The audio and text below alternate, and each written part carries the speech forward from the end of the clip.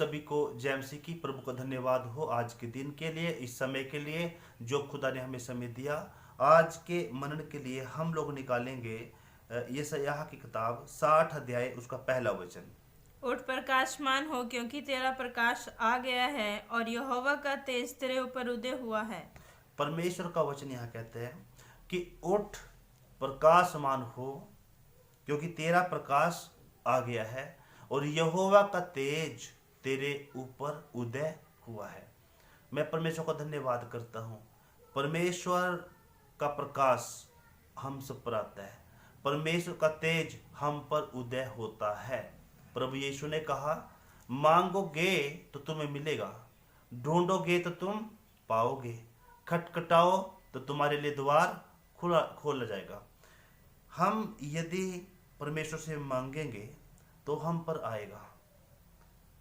यहाँ पर लिखा है, वचन में कहा कि उठ प्रकाशमान हो।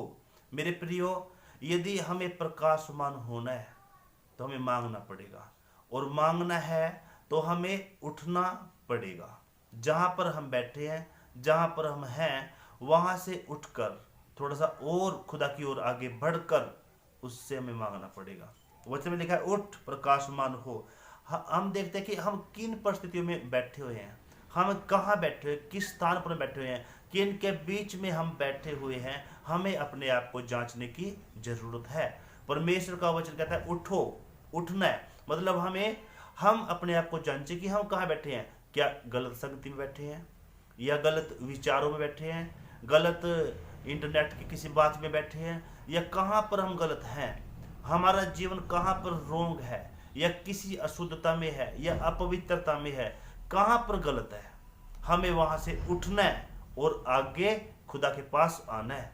वचन में लिखा है, उठ प्रकाशमान हो, क्योंकि तेरा प्रकाश आ गया है। मेरे प्रिय, बहुत सारे लोग कहते हैं कि हमें परमेश्वर का प्रकाश नहीं देखा, या प्रभु की चंगाई, प्रभु का चमत्कार, प्रभु की आशीष हमें नहीं दिखते। मेरे प्रियो, पुराने स्थान से उठना नहीं चाहते, नया कुछ लेना चाहते हैं, ऐसा नहीं होगा। हमें पुरानी बातों को, पुराने जो ख्यालात को, बुरे विचारों को, जी, पुराने जो अशुद्ध बातों को छोड़ना है, और हमें परमेश्वर की बातों को लेना है, और परमेश्वर की बातों में आगे आगे बढ़ना है। वचन में लिखा है कि उठो और प्रकाशमान हो जाओ, क्योंकि तेरा प्रकाश ऑलरेडी आ चुका है, आ गया है, और यहोवा का तेज तुझ पर उदय हुआ है। परमेश्वर का धन्यवाद, प्रभु का तेज हम पर आ जाता है।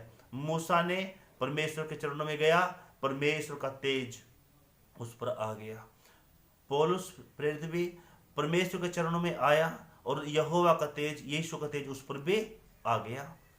पतरस पर तेज आ गया, जितने भी बाइबल में नबी है, याकूब पर तेज आ गया, जितना भी बाइबल पवित्र शास्त्र के अंदर प्रभु के भगत लोग हैं, उन सब पर यहोवा का तेज, परमेश्वर का तेज, यीशु मसीह का तेज आया है।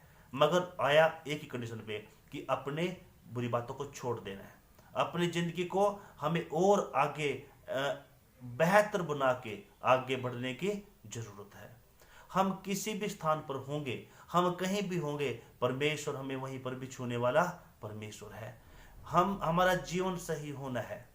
कुछ लोग कहते हैं, जी, चंगाई पाने के लिए हम कहीं भी जाएं, किसी पास्टर को ढूंढे, कोई चमत्कारी पास्टर मिल जाए, कोई सामर्थी पास्टर मिल जाए, कोई चंगा करने वाला पास्टर मिल जाए। नहीं भाई, अपने पापों को छोड़े, अपनी गुनाहों को छोड़े, और आप अपने घर पर भी पड़े पड़े चंगे हो सकते हैं।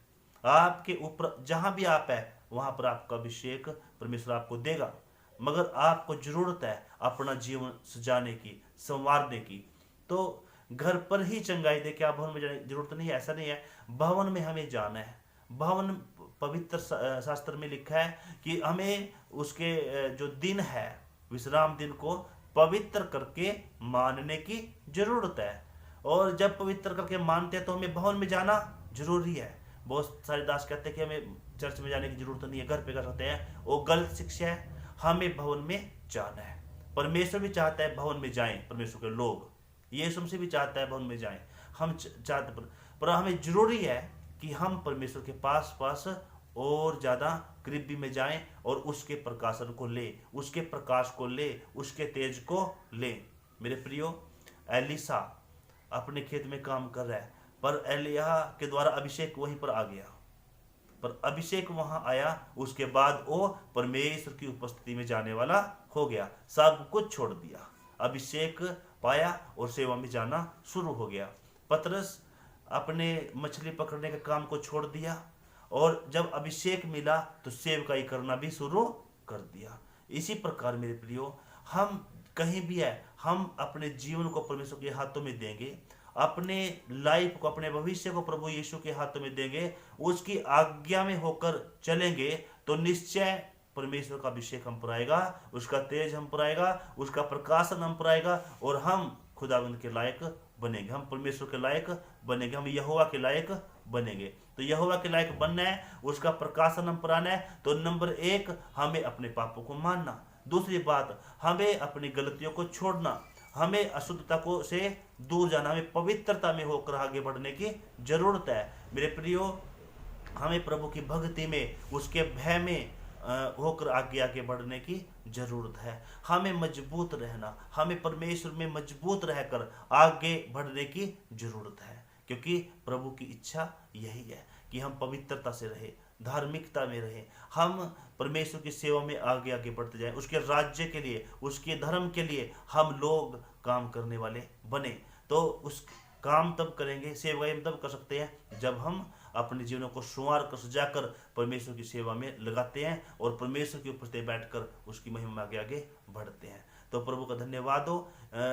वचन में लिखा है, यहोवा का तेज तुझ पर उदय हुआ, परमेश्वर का तेज हम पर उदय हो जाता है जब हम उसके चरणों में बैठना शुरू करते हैं। तो इस वचन के द्वारा प्रभु सबको आशीष करे। हम छोटी सी दुआ करेंगे, आंखें बंद करें।